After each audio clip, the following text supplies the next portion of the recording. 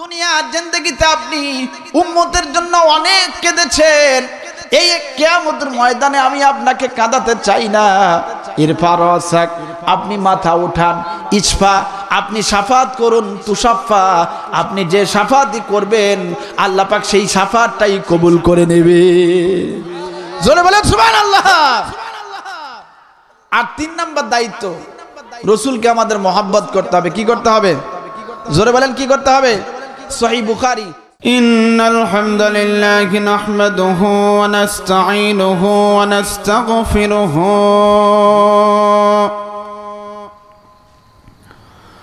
ওয়া নু'মিনু বিহি ওয়া নাতাওয়াক্কালু আলাইহি ওয়া নাউযু বিল্লাহি মিন শুরুরি আনফুসিনা ওয়া মিন সাইয়্যাতি আ'মালিনা। من يهده الله فلا مضل له ومن يضلله فلن تجد له وليا مرشدا. وأشهد أن لا إله إلا الله وحده لا شريك له وأشهد أن محمدًا عبده ورسوله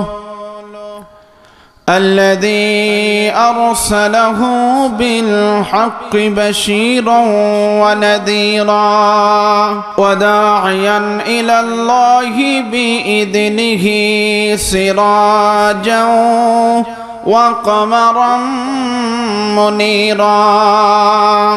أما بعد,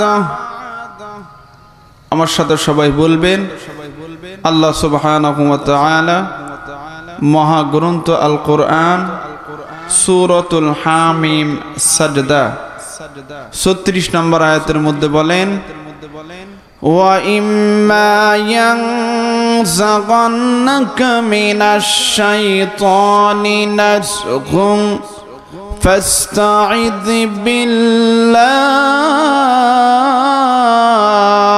আল্লাহু আকবার।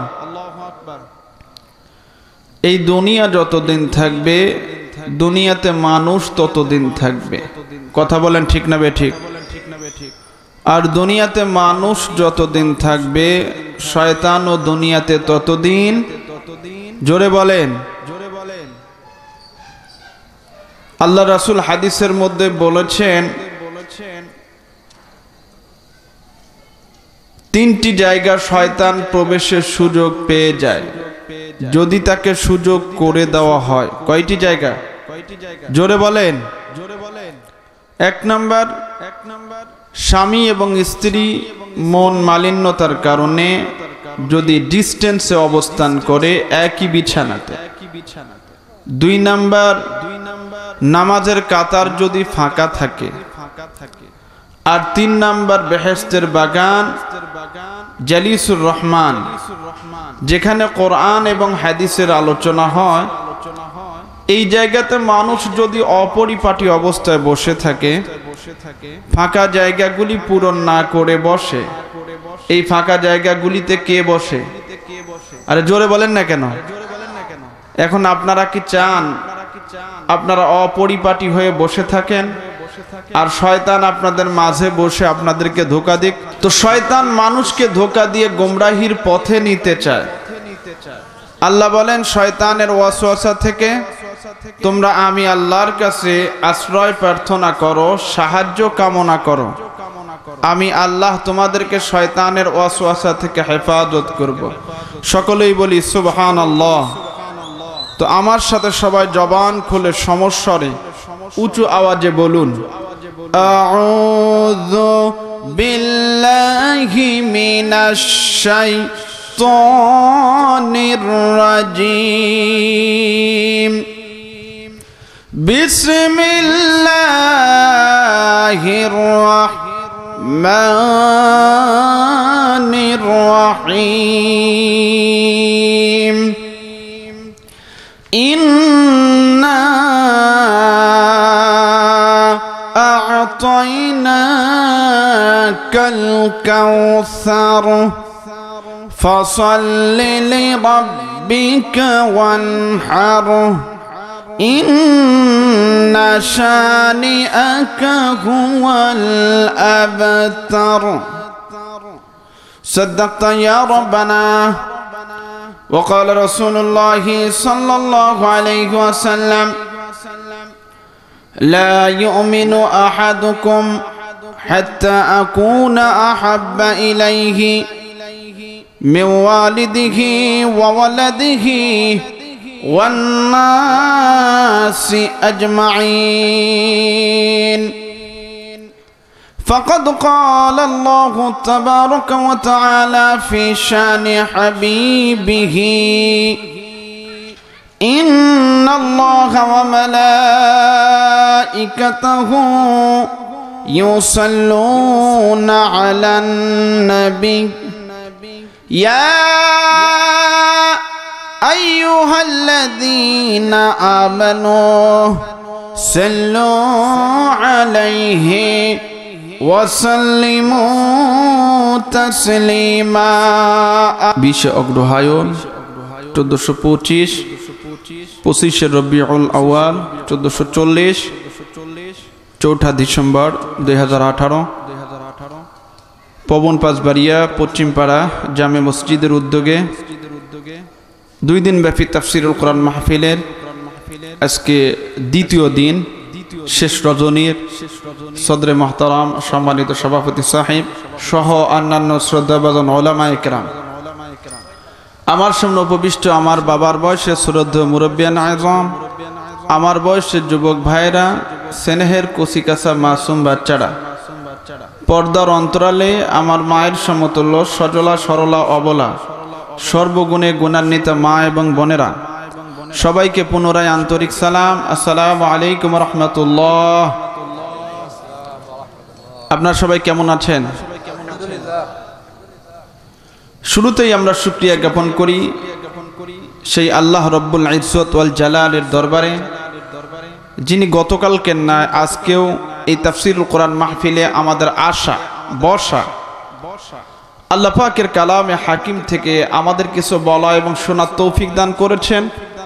সেই মহান সৃষ্টিকর্তার দরবারে শুকরিয়া জ্ঞাপন করি। সকলেই বলি আলহামদুলিল্লাহ। লক্ষ কোটি দুরূদ ও সালাম সাইয়্যিদুল মুরসালিন সাইয়্যিদুল আম্বিয়া মানবতার মুক্তির দেশারি পেয়ারা হাবিবের উপরে সকলেই বলে সাল্লাল্লাহু আলাইহি ওয়াসাল্লাম। আমরা অত্যন্ত ফজিলতপূর্ণ একটা মজলিসে বসে আছি, কথা বলেন ঠিক না বেঠিক? এই মজলিসের দাম আল্লাহ পাকের কাছে অনেক। আমি সেদিকে যেতে চাই না। আজকে আমি আপনাদের সামনে মহাগ্রন্থ আল কোরআনের সবচেয়ে ক্ষুদ্রতম সূরা সূরাতুল কাউসার তেলাওয়াত করেছি। এই সূরার উপরে কিছু আলোচনা করার চেষ্টা করব, যে কথাগুলি বললে আল্লাহ এবং তার রাসূল রাজি এবং খুশি হয়ে যান, বলনেওয়ালা শুননেওয়ালা উভয়ের মধ্যে আমল পয়দা হয়। সেই কথাগুলি আমাকে বলার, আপনাদের শোনার, উভয়কে এর উপরে আল্লাহ পাক আমল করা তৌফিক দান করুক। সকলেই বলি আমিন। এই সূরাটি মহাগ্রন্থ আল কোরআনের 108 নম্বর সূরা। কয় নম্বর সূরা? এই সূরাটির মধ্যে আয়াত রয়েছে 3টি। কয়টি? এই সূরাটির রুকু হলো একটা। কয়টা? এই সূরাটির মধ্যে বাক্য সংখ্যা হলো 10। কয়টি? আর অক্ষর সংখ্যা হলো 23। কত? আমরা এই সূরা একবার তেলাওয়াত করেছি। এই 23টি অক্ষর তেলাওয়াত করার কারণে আল্লাহ পাক আমাদের আমল নামায় একবার 420টি নেকি লিখে দিয়েছে। বলেন সুবহানাল্লাহ। সূরাটি আল্লাহ পাক নাজিল করেছেন মক্কায়। কোথায়? নাজিলের সময়ের দিকে যদি আমরা খেয়াল করি, এই সূরাটি রাসূলুল্লাহ সাল্লাল্লাহু আলাইহি ওয়াসাল্লাম এবং সাহাবায়ে কেরামদের মাক্কি জিন্দেগীর অত্যন্ত কঠিন মুহূর্তে নাজিল করেছে। সূরাটির ফজিলত, ও আমার বিদ্যা বাবাজিরা, ও আমার যুবক ভাইরা, ও আমার পর্দার আলের মা ও বোনেরা, কোরআন এবং হাদিসের কথাগুলি হৃদয়ের কান দিয়ে শুনতে হবে। তাফসীর নূরুল কোরআনের মধ্যে মাওলানা আমিনুল ইসলাম রাহমাতুল্লাহি আলাইহি তিনি লিখেছেন, এই দুনিয়ার মধ্যে আল্লাহ পাকের কোন বান্দা অথবা বান্দি যদি বৃহস্পতিবার দিবাগত রাত্রে এই সূরাতুল কাউসার 1000 বার তেলাওয়াত করে এবং দরুদ শরীফ 1000 বার পাঠ করে পবিত্র বিছানায় যদি শায়িত অবস্থায় থাকে, এরকম সে যদি ধারাবাহিকভাবে আমল করে, আশা করা যায় একদিন না একদিন আল্লাহ সুবহানাহু ওয়া তাআলা প্যারা হাবিবকে তার স্বপ্নে দর্শন করিয়ে দেবে। জোরে বলেন সুবহানাল্লাহ। এজন্য আমরা এই সূরা বেশি বেশি তেলাওয়াত করার চেষ্টা করব। জোরে বলেন চেষ্টা। এবার আসেন স্বপ্নের তাবির। যদি কেউ স্বপ্নে নিজেকে এই সূরাতুল কাউসার তেলাওয়াতরত অবস্থায় দেখে, তাহলে তার ব্যাখ্যা হলো আল্লাহ সুবহানাহু ওয়া তাআলা ওই বান্দা অথবা বান্দিকে দুনিয়ার জিন্দেগিতে বেশি বেশি নেক আমল করার সুযোগ দান করবেন। বলেন সুবহানাল্লাহ। আরো জোরে বলেন সুবহানাল্লাহ। এবার আসেন পূর্ববর্তী সূরার সাথে এই সূরার কি সম্পর্ক। সম্মানিত হাজিরিন, এই সূরাটির পূর্ববর্তী সূরার নাম হলো সূরাতুল মাউন। সূরাতুল, আরে জোরে বলেন না কেন? আপনারা নামাজের মধ্যে পড়েন না? এই সূরাতুল মাউনের মধ্যে আল্লাহ সুবহানাহু ওয়া তাআলা মুনাফিকদের কিছু বদখাসিয়াত, কিছু বদ স্বভাবের কথা উল্লেখ করেছেন। এক নাম্বার, মুনাফিকদের বদ স্বভাব হলো আখিরাতকে অস্বীকার করা। কাকে অস্বীকার করা? জোরে বলেন। দুই নাম্বার, এতিম অসহায় মানুষকে তুচ্ছ তাচ্ছিল্য করা। তিন নাম্বার, সম্পদকে পঞ্জীভূত করে রাখা, আল্লাহ রাস্তায় ব্যয় না করা, পূর্ণতা প্রদর্শন করা। আর চার নাম্বার, নামাজকে অবহেলার সাথে আদায় করা। নামাজকে অবহেলার সাথে আদায় করা। আর আল্লাহ সুবহানাহু ওয়া তাআলা এই সূরাতুল কাউসার নাযিল করে বললেন, ইয়া রাসূলুল্লাহ, ইয়া হাবিবাল্লাহ, মুনাফিকদের স্বভাবকে আপনি পরিহার করুন। আপনার উম্মতকে মুনাফিকের স্বভাব পরিহার করতে বলুন। আপনি আল্লাহর রাস্তায় কুরবানি করুন, সেই কুরবানির মাংস বেশি বেশি আল্লাহর রাস্তায় দান করে দিন। সালাত আপনি মনোযোগের সাথে আদায় করুন। আর কৃপণতা পরিহার করে বেশি বেশি দরিদ্র অসহায় মানুষকে দান করুন। মুনাফিকদের স্বভাব হলো সালাতের মধ্যে অবহেলা করা। আপনি সালাতের ব্যাপারে মনোযোগী হয়ে যান। বলেন সুবহানাল্লাহ। নামাজের ব্যাপারে আপনি মনোযোগী হন। এবার আসেন এই সূরাটি নাজিলের কারণ। এই প্রেক্ষাপট বুঝতে আমাদের একটু লং প্রসেসের নাজিল জানতে হবে।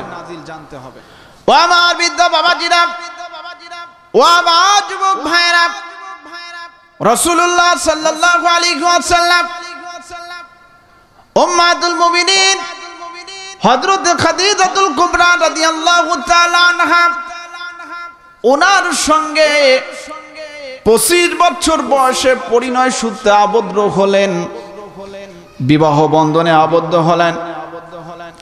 নবীজি বিবাহ বন্ধনে আবদ্ধ হওয়ার পরে আল্লাহ সুবহানাহু ওয়া তাআলা উম্মাতুল মুমিনিন হযরত খাদিজাতুল কুবরা রাদিয়াল্লাহু তাআলা আনহার গর্ভে আমার আপনার প্যারা হাবিবের তিনটা ছেলে সন্তান আর চারটা কন্যা সন্তান দান করলেন।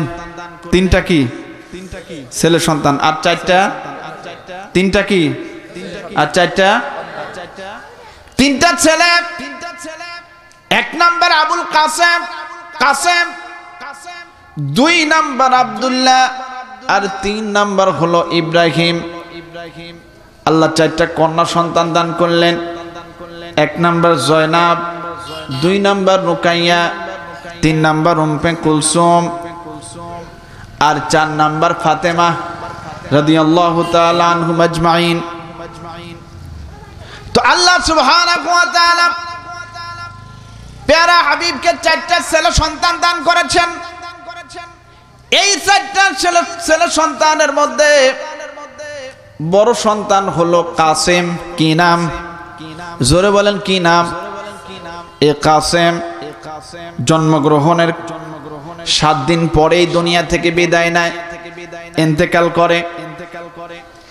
এই সংবাদ যখন মক্কার কুফফারদের কাছে পৌঁছালো, মক্কার কুফফারদের বড় বড় সর্দার আস ইবনে ওয়াইল, ওয়ালিদ ইবনে মুগীরা, এরা বলা শুরু করলো মুহাম্মদ হলো আটকুরে। নাউজুবিল্লাহ বলেন। মুহাম্মদ হলো অপায়া, মুহাম্মদ হলো নির্বংশ, মুহাম্মাদের বংশে বাতি জ্বালানোর মতো কেউ থাকবে না। বলেন নাউজুবিল্লাহ। আমাদের দেশে এরকম অনেকটা বলে না, কথা বলেন, বলে কিনা? তো এই শব্দকে আরবিতে বলা হয় আফতার। কি বলা হয়? যারা নির্বংশ অথবা সন্তান হয়ে মারা যায় তাদেরকে বলে আফতার। কি বলে? মুহাম্মদ হলো আফতার। মুফাসসিরিনে কেরামরা লিখেছেন এই আফতার শব্দটা যদি প্রাণীবাচক, প্রাণীদের সাথে সম্পৃক্ত হয়, তাহলে তার অর্থ আসবে লেজ কাটা। কি অর্থ আসবে? আর এই আফতার শব্দটা যদি মানুষের সাথে সম্পৃক্ত হয়, তাহলে তার অর্থ আসবে নির্বংশ। কি আসবে? নির্বংশ। জাহিলি জামানার মানুষের মধ্যে একটা স্বভাব ছিল, এরা ছেলে সন্তান হওয়াকে নিজেদের জন্য সৌভাগ্যের কারণ মনে করত। কারণ এরা মনে করত ছেলে সন্তান জীবিত থাকলে বংশ উজ্জ্বল হবে, বংশ রক্ষা করবে। আর কন্যা সন্তান হওয়াকে নিজেদের জন্য সৌভাগ্যের কারণ মনে করত। এদের কারো যদি কন্যা সন্তান হতো, পিতৃ পরিচয় দেওয়ার ভয়ে এরা বনে জঙ্গলে পালিয়ে বেড়াতো। শুধু তাই না, এদের কারো কন্যা সন্তান হলে তারা সেই কন্যা সন্তানকে জীবন্ত দাফন করত। বলেন নাউজুবিল্লাহ। সিরাত গ্রন্থের মধ্যে উল্লেখ রয়েছে হযরত দাহিয়া কালবি প্রসিদ্ধভাবে যেটা বলা হয়, হযরত কায়েস ইবনে আসিম রাদিয়াল্লাহু তাআলা একবার তিনি রাসূলুল্লাহ সাল্লাল্লাহু আলাইহি ওয়াসাল্লামের দরবারে বসে আছেন। রাসূলুল্লাহ সাল্লাল্লাহু আলাইহি ওয়াসাল্লাম হযরত কায়েস ইবনে আসিম রাদিয়াল্লাহু তাআলা আনহুকে বললেন, হে কায়েস ইবনে আসিম, জাহিলি জামানার এমন কোন ঘটনা তোমার মনে পড়ে কিনা যে ঘটনা তোমার হৃদয়টাকে ব্যথিত করে, মনটাকে ক্ষুণ্ণ করে?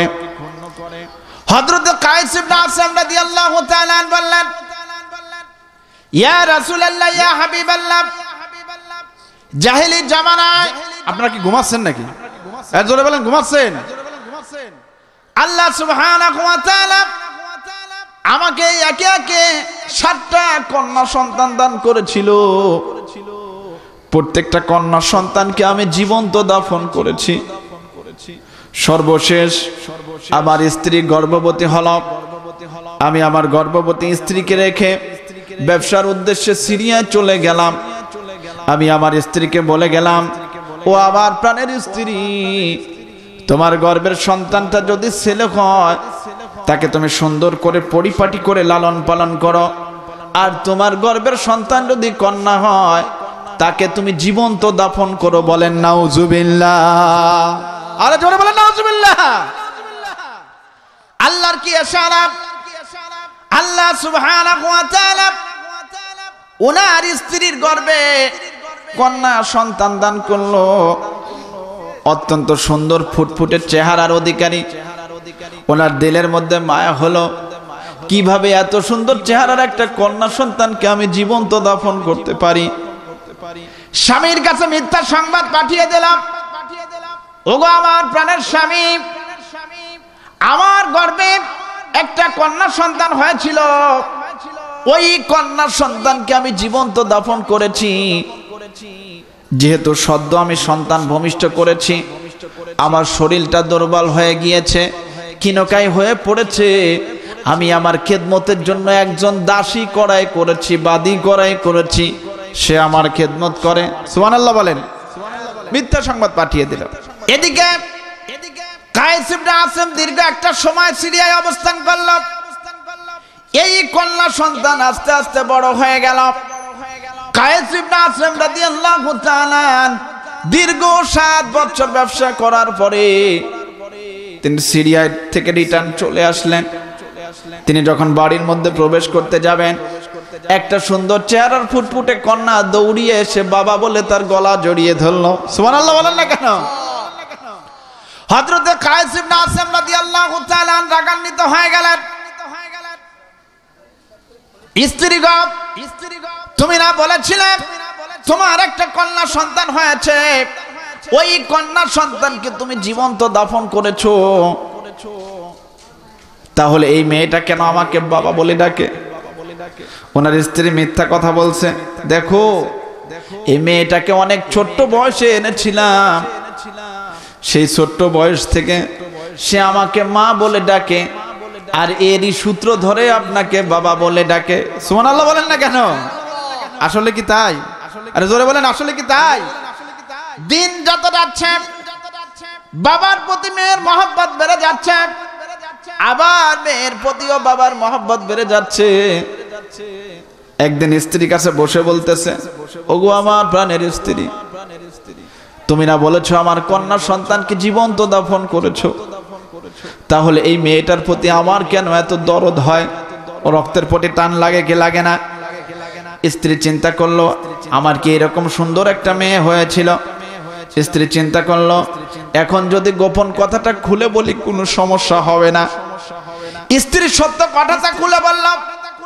হযরতে কায়েস ইবনে আসিম রাদিয়াল্লাহু তাআলা বলেন, ইয়া রাসূলুল্লাহ, ইয়া হাবিবাল্লাহ, আমার মাথাটা গরম হয়ে গেল।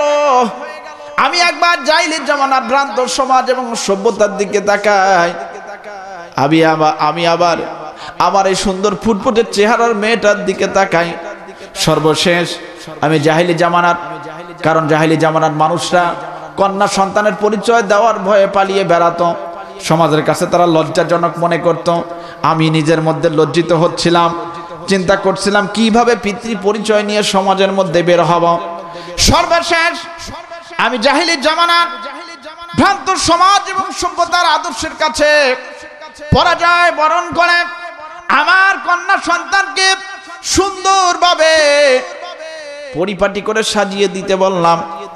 তাকে একটা মিথ্যা কথা বলে, বেড়ানোর কথা বলে নিয়ে রওনা দিলাম। মরুভূমির মাঝখানে যখন আসলাম, মরুভূমির মাঝখানে আসার পরে আমি সুন্দর করে একটা গর্ত করা শুরু করলাম। আমি যখন গর্ত খুঁড়তেছি, গর্ত থেকে বালিগুলি এসে আমার দাড়িতে লেগে যায়। আমার মেয়েটা দৌড়িয়ে এসে আমার দাড়ি থেকে বালিগুলি সরিয়ে দেয়। বলেন সুবহানাল্লাহ। গর্ত খোঁড়া যখন কমপ্লিট হয়ে গেল, আমি লাথি দিয়ে আমার মেয়েটাকে গর্তের মধ্যে ফেলে দিলাম। আমার মেয়েটার বুঝতে আর বাকি রইল না। মেয়েটা তখন আমার দিকে হাত জোর করে বললাম, ওগো আমার বাবা, আপনার হাতে ধরে বলি, পায়ে ধরে বলি, আপনি আমার জীবনটাকে প্রাণে ভিক্ষা দিন। আমি এই জীবন নিয়ে অদূর অনেক জায়গা অনেক দূরে চলে যাব। কোনোদিন আপনার কাছে বাবার পরিচয় নিয়ে আসবো না, কোনোদিন আপনার কাছে আমার মায়ের পরিচয় নিয়ে আসবো না। আল্লাহু আকবার বলেন। হযরত কায়েস ইবনে আসম রাদিয়াল্লাহু তাআলা বলেন, ইয়া রাসূলুল্লাহ, ইয়া হাবিবাল্লাহ, একবার আমি জাহেলি জামানার ভ্রান্ত সমাজ এবং সভ্যতার দিকে তাকাই, আর একবার আমি আমার এই ফুটফুটে কন্যা সন্তানের দিকে তাকাই। সর্বশেষ জাহেলি জামানার ভ্রান্ত সমাজ এবং সভ্যতার কাছে পরাজয় বরণ করে আমি আমার হাতে একটা পাথর নিলাম, আমার মেয়েটার কপালকে লক্ষ্য করে পাথরটা নিক্ষেপ করলাম। পাথরের আঘাতে আমার মেয়ের কপাল থেকে রক্ত ফিনকি দিয়ে বেরিয়ে আমার শরীরে লাগলো।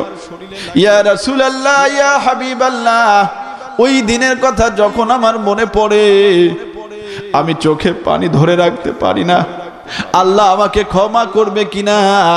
রাসূলুল্লাহ সাল্লাল্লাহু আলাইহি ওয়াসাল্লাম বললেন, হে কায়েস ইবনে আসম, ইসলাম অনেক বড় মনের ধর্ম। ইসলামের প্রবেশের আগে তুমি যত গুনাহ করো না কেন, যখনই তুমি কালেমা পড়ে মুসলমান হয়ে যাবা, তোমার পিছনের সমস্ত গুনাহগুলি আল্লাহ মাফ করে দেবে। জোরে বলেন সুবহানাল্লাহ। তো সম্মানিত হাজিরিন, ইসলাম আসার আগে পৃথিবীতে নারী জাতির কোনো সম্মান ছিল না। ফ্রান্সবাসীরা মনে করত নারী জাতিরা মানব জাতির অর্ধেক। চাইনিজরা মনে করত নারী জাতির দেহের মধ্যে শয়তানের আত্মা রয়েছে। জাপানিজরা মনে করত নারী জাতির দেহের মধ্যে অপবিত্র আত্মা রয়েছে। খ্রিস্টান ধর্মে মনে করা হতো নারী জাতিরা হলো ইবাদতের পথে বাধা। আর হিন্দু ধর্মের মধ্যে রয়েছে স্বামী যদি মারা যায় স্ত্রীকেও জীবন্ত দাফন করতে হবে, আর যদি সে সেটা রাজি না হয় তাহলে তাকে বাড়িতে উঠানো হবে না, একটা অন্ধকার কুঠরির মধ্যে রেখে আসা হবে, খাদ্য দেওয়া হবে না, পানি দেওয়া হবে না, সেখানে সে না খেয়ে মারা যাবে। আর জাহেলি জামানায় কন্যা সন্তানকে জীবন্ত দাফন করা হতো। আল্লাহ রাসূল যখন তিনি পৃথিবীর বুকে ইসলাম নিয়ে আসলেন, আল্লাহ রাসূল তখন তিনি বললেন, একটা নারী যদি তোমার কন্যা হয় তাহলে তোমার সম্ভ্রম, একটা নারী যদি তোমার বোন হয় তাহলে তোমার সম্মান, একটা নারী যদি তোমার স্ত্রী হয় তাহলে তোমার জীবন সাথী, আর একটা নারী যদি তোমার মা হয় তাহলে তোমার মায়ের পায়ের নিচে তোমার বেহেশতের চাবি। জোরে বলেন সুবহানাল্লাহ। আমি চাঁদকে বলি তুমি সুন্দর নও আমার মায়ের মতো, গোলাপকে বলি তুমি মিষ্টি নও আমার মায়ের মতো। মাঝে আমার সবার সেরা, মাঝে আমার সবার সেরা, অনন্তকাল বিরত আমি চাঁদকে বলি তুমি সুন্দর নও আমার মায়ের মতো। আল্লাহু আকবার। নবীজিকে বলেছিল 8 কুড়িয়ে নির্বংশ, মনে আছেন আপনাদের? এই কথা যখন রাসূলুল্লাহ সাল্লাল্লাহু আলাইহি ওয়াসাল্লামের কানে পৌঁছালো, রাসূলুল্লাহ সাল্লাল্লাহু আলাইহি ওয়াসাল্লাম হাতিমে কাবার সাথে ঠেস দিয়ে নবীজি বসে আছেন। হযরত আনাস ইবনে মালিক রাদিয়াল্লাহু তাআলা বলেন, আমরা রাসূলের চেহারার মধ্যে তন্দ্রাচ্ছন্ন ভাব দেখলাম। কি ভাব দেখলাম? তন্দ্রাচ্ছন্ন। কি ভাব? তন্দ্রা বুঝছেন তো, ঘুমের আগে ঘুমের যে ভাব হয়। হঠাৎ করে রাসূলুল্লাহ সাল্লাল্লাহু আলাইহি ওয়াসাল্লাম মুস্কি হেসে দিলেন। আল্লাহু আকবার বলেন। হযরত আনাস ইবনে মালিক রাদিয়াল্লাহু তাআলা বলেন, আমরা দৌড়িয়ে রাসূলুল্লাহ সাল্লাল্লাহু আলাইহি ওয়াসাল্লামের কাছে আসলাম। রাসূলুল্লাহ সাল্লাল্লাহু আলাইহি ওয়াসাল্লামকে লক্ষ্য করে বললাম, ইয়া রাসূলুল্লাহ, ইয়া হাবিবাল্লাহ, বিয়াদবি মাফ করবেন। এই মুহূর্তে আল্লাহ সুবহানাহু ওয়া তাআলা আপনার কাছে কোন ওহী নাজিল করেছে কিনা, কোরআনের কোন সূরা নাজিল করেছে কিনা? রাসূলুল্লাহ সাল্লাল্লাহু আলাইহি ওয়াসাল্লাম মুস্কি হেসে দিয়ে বললেন, ও আমার সাহাবায়ে কেরামরা, দুনিয়ার সবাই আমাকে ভুলে যেতে পারে, মক্কার সমস্ত মানুষ আমাকে ভুলে যেতে পারে, কিন্তু আমার আল্লাহ আমাকে ভুলে নাই। এই মুহূর্তে সুবহানাহু ওয়া তাআলা আমার কাছে জিবরাইল আমিন আলাইহিস সালাতু ওয়াস সালামের মাধ্যমে সূরাতুল কাউসার নাজিল করেছে। বলেন সুবহানাল্লাহ। আরে জোরে বলেন সুবহানাল্লাহ। আমার সাথে সবাই বলুন, আউযু বিল্লাহি মিনাশ শাইতানির রাজিম, বিসমিল্লাহির রহমানির রহিম ইন্না আ'তাইনাকাল কাউসার ফাসাল্লি লিরাব্বিকা ওয়ানহার ইন্না শানিআকা হুয়াল আবতার। আল্লাহু আকবার। মহাগ্রন্থ আল কোরআনে 3 আয়াত সম্বলিত 3টি সূরা রয়েছে। কয়টি সূরা? জোরে বলেন কয়টি? 1 নাম্বার সূরাতুন নসর, সূরাতুল ইযা জাআ নাসরুল্লাহ, এই সূরাটা আমরা পড়ি না? আর 2 নাম্বার সূরাতুল আসর, সূরাতুল আসর। আর 3 নাম্বার সূরাতুল কাউসার, সূরাতুল। এই যে 3টি সূরা 3 আয়াত সম্বলিত, এর মধ্যে আবার সবচেয়ে ছোট সূরা হলো সূরাতুল কাউসার। সুবহানাল্লাহ বলেন। সূরাতুল, এই সূরাটির মূল আলোচনা। সূরাটি যদিও অনেক ছোট, কিন্তু মূল বিষয় অনেক বড়। সুবহানাল্লাহ বলেন। এই সূরাটির মধ্যে আল্লাহ সুবহানাহু ওয়া তাআলা 5টা বিষয় উল্লেখ করেছেন। কয়টা বিষয়? 1 নাম্বার কাউসার, 2 নাম্বার সালাত, আর 3 নাম্বার কুরবানি। 4টি বিষয় উল্লেখ করেছেন। 1 নাম্বার কাউসার, 2 নাম্বার সালাত, 3 নাম্বার কুরবানি, আর 4 নাম্বার ইয়া রাসূলুল্লাহ ইয়া হাবিবাল্লাহ, যারা বলে আপনি নির্বংশ, আপনার নাম দুনিয়াতে থাকবে না, ওরাই নির্বংশ হয়ে যাবে, আপনার নাম দুনিয়াতে কিয়ামত পর্যন্ত থাকবে। কথা বলেন ঠিক না বেঠিক? ওরা সব নির্বংশ হয়ে গেছে। কথা বলেন ঠিক না বেঠিক? নবীজির নাম দুনিয়াতে এখনো আছে, কিয়ামত পর্যন্ত থাকবে। তো আমরা এখানে প্রথম বিষয়টা জানার চেষ্টা করি। আল্লাহ সুবহানাহু ওয়া তাআলা কি বললেন? ইন্না আ'তাইনাকাল কাউসার। ইয়া রাসূলুল্লাহ ইয়া হাবিবাল্লাহ, আমি আপনাকে কাউসার দান করেছি। সুবহানাল্লাহ বলেন না কেন? এখন কাউসার কি? অবশ্যই বড় নিয়ামত হবে। কথা বলেন ঠিক না বেঠিক? এই কাউসারের ব্যাখ্যা মুফাসসিরিনে কেরামরা অনেক করেছেন। কাউসার সম্পর্কে প্রায় 60 থেকে 70টা হাদিস রয়েছে। সুবহানাল্লাহ বলেন। 1 নাম্বার হযরত আব্দুল্লাহ ইবনে আব্বাস রাদিয়াল্লাহু তাআলা আন বলেন, খায়রান কাসীরা। এখানে কাউসার দ্বারা উদ্দেশ্য হলো অসংখ্য কল্যাণ। সুবহানাল্লাহ বলেন। 2 নাম্বার হযরত মুজাহিদ রাহমাতুল্লাহি আলাইহি তিনি বলেন, এখানে কাউসার দ্বারা উদ্দেশ্য খায়রান কাসীরা ফিদ দুনিয়া ওয়াল আখিরা। হযরত মুজাহিদ রাহমাতুল্লাহি আলাইহি বলেন, এখানে কাউসার দ্বারা উদ্দেশ্য দুনিয়া এবং আখিরাতের যত কল্যাণ রয়েছে, সমস্ত কল্যাণ আল্লাহ প্যারা হাবিবের উপরে নাজিল করেছে। বলেন সুবহানাল্লাহ। আরো জোরে বলেন সুবহানাল্লাহ। আপনাদের কষ্ট হচ্ছে? আমার কথা বুঝতেছেন? 3 নাম্বার তাফসীর বাহরুল মুহীতের মধ্যে আল্লামা আবু হায়ান আন্দালুসী রাহমাতুল্লাহি আলাইহি তিনি উল্লেখ করেছেন, তিনি কাউসার শব্দের 26টা ব্যাখ্যা করেছেন। কয়টা ব্যাখ্যা? 1 নাম্বার কাউসার দ্বারা উদ্দেশ্য হলো বিশ্বব্যাপী নবুয়াত। বিশ্বব্যাপী নবুয়াত। দুনিয়ার কোন নবীকে আল্লাহ পাক বিশ্বব্যাপী নবুয়াত দেন নাই কেউ, একমাত্র আমার আপনার প্যারা হাবিব, যাকে কিয়ামত পর্যন্ত বিশ্ববাসীর নবী হিসাবে আল্লাহ পাক পাঠিয়েছে। সুবহানাল্লাহ বলেন। 2 নাম্বার আল্লাহ সুবহানাহু ওয়া তাআলা প্রত্যেক নবীকেই মর্যাদা দান করেছেন। কোন নবীকে আল্লাহ পাক 1টা দিয়েছেন, কোন নবীকে আল্লাহ পাক 2টা দিয়েছেন। যেমন মুসা নবীকে আল্লাহ পাক 9টা দিয়েছেন, ঈসা নবীকে আল্লাহ পাক 3 থেকে 4টা দিয়েছেন। এরকম প্রত্যেক নবীকে আল্লাহ পাক মর্যাদা দিয়েছেন।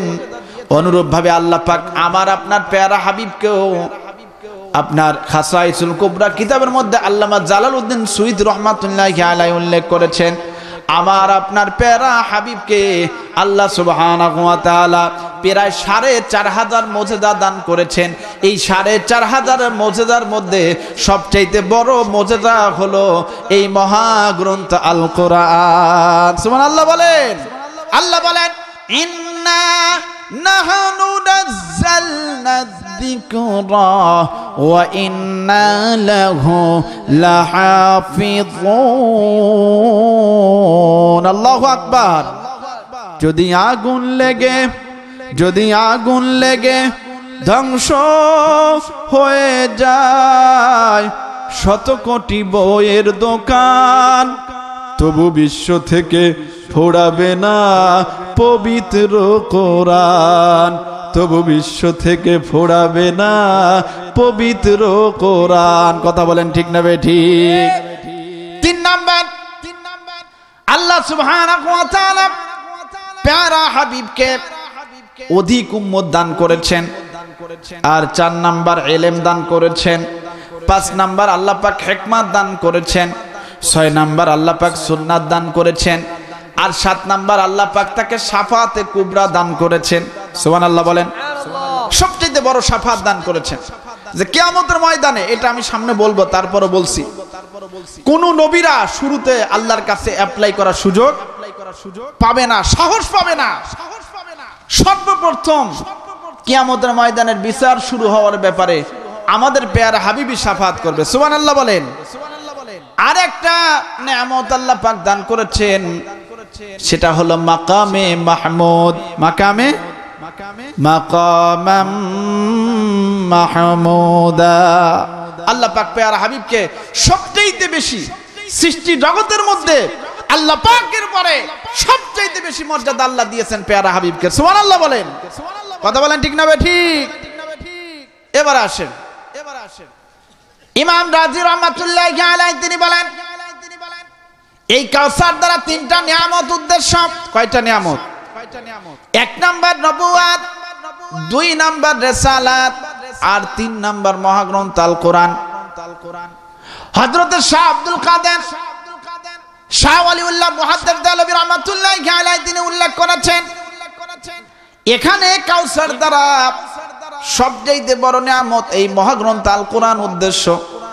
কিয়ামতের ময়দান যখন কায়েম হবে, এই মহাগ্রন্থ আল কোরআনই কাউসার রূপ ধারণ করে উম্মতে মুহাম্মাদীকে অমীয় সুধা পান করায় দেবে। বলেন সুবহানাল্লাহ। তবে এই কাউসার শব্দের যত ব্যাখ্যা করা হয়েছে, সমস্ত ব্যাখ্যার মধ্যে প্রসিদ্ধ মত হলো এখানে কাউসার দ্বারা উদ্দেশ্য জান্নাতের একটা নহর। সুবহানাল্লাহ বলেন। জান্নাতের একটা কি নহর, যে নহরের ওয়াদা আল্লাহ পাক এই কোরআনের মাধ্যমে আমার আপনার প্যারা হাবিবকে দিয়েছে। কথা বলেন ঠিক না ঠিক? এই সূরাতুল কাউসার নাজিল হওয়ার পরে হযরত আনাস ইবনে মালিক রাদিয়াল্লাহু তাআলা আনহুকে রাসূলুল্লাহ সাল্লাল্লাহু আলাইহি ওয়াসাল্লাম বললেন, হে আনাস ইবনে মালিক, কাউসার কি তুমি জানো? কাউসার কি তুমি কি জানো? হযরত আনাস ইবনে মালিক রাদিয়াল্লাহু তাআলা বললেন, এই ব্যাপারে আল্লাহ এবং তার রাসূল সব চাইতে ভালো জানে। তখন রাসূলুল্লাহ সাল্লাল্লাহু আলাইহি ওয়াসাল্লাম বললেন, হে আনাস ইবনে মালিক, তুমি শুনে রাখো, এখানে কাউসার দ্বারা জান্নাতের একটা নহর উদ্দেশ্য, যেই নহরের ওয়াদা আল্লাহ আমাকে দিয়েছিলেন। শুধু আল্লাহ ওয়াদার মধ্যে সীমাবদ্ধ রাখে নাই, মেরাজের রাত্রে আল্লাহ পাক আমাকে জান্নাত যখন দর্শন করান, ওই মুহূর্তে আল্লাহ পাক হাউজে কাউসারটাও আমার দর্শন করাইছিলেন। জোরে বলেন সুবহানাল্লাহ। বুখারীর হাদিসের মধ্যে রয়েছে, রাসূলুল্লাহ সাল্লাল্লাহু আলাইহি ওয়াসাল্লাম জান্নাতের মধ্যে প্রবেশ করলেন। আল্লাহ রাসূল বলেন, দাখালতুল জান্নাতা, আমি জান্নাতের মধ্যে প্রবেশ করলাম। ওয়া আনা বিনাহারিন, আমি একটা নহরের কাছে আসলাম, যেই নহরের 2টা তীর। সুবহানাল্লাহ বলেন।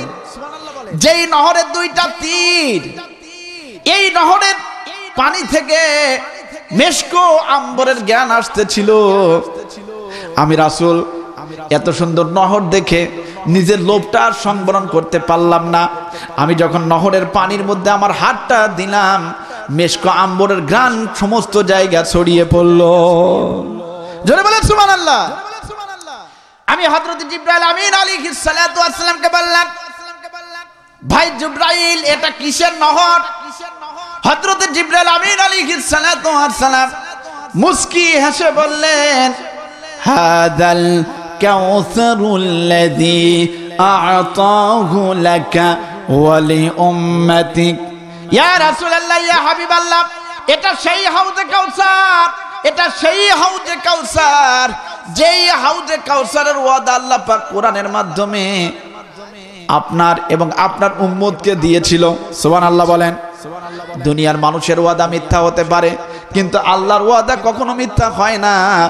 এটা হলো সেই হাউজে কাউসার, যেই হাউজে কাউসারের ওয়াদা আপনার সাথে আল্লাহ পাক দিয়েছে, আপনি এবং আপনার উম্মতকে দান করবেন।